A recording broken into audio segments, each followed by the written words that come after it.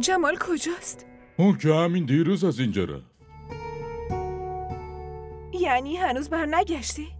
کسی که از خونه میره مگه بر میگرده؟ بعدش هم دیروز جلوی خودش خونه رو به یکی دیگه اجاره داده. آره اگه روستام نرفته بازم اینجا نمیاد. بودو پسر برای چی؟ وایسادی کارتو بکن.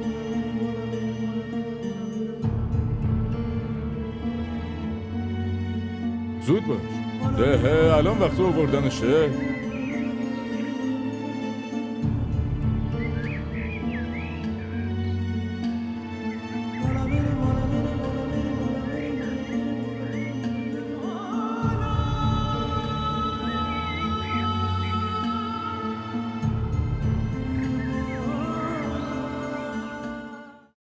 شرایطش وخیمه.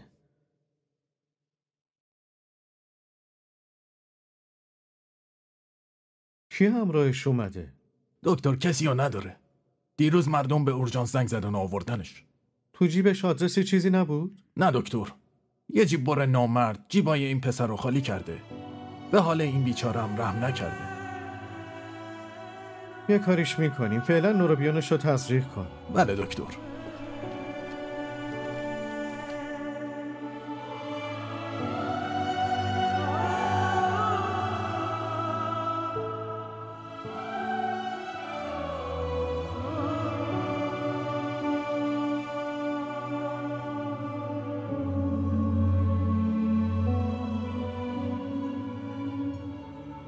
ببخشید.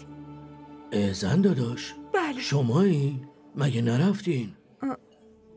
یعنی چی؟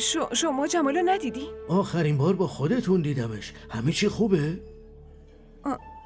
نه اون گوشیش خاموشه. خونش هم که نیست. خونه رو که همون روز تحویل داد. میخواستین بعد عقد برین راه آهن دیگه. آره میخواستیم بریم ولی باشه هیچی. اینجا فامیل دیگه ای داره که بتونه پیششون رفته باشه. فامیلش نیستن. بچهای روستاشونن. تو بنارس میشینن. باشه خوبه. فقط آدرسشونو بهم بدین لطفاً. من خیلی براش نگرانم. درست نیست شما تنها برین اونجا. منم باهاتون میام. لطفاً حتما بیان. هیچ مشکلی نیست. چند لحظه صبر کنین. برم از مدیر اجازه بگیرم بیام. باشه منتظرتون وایسم.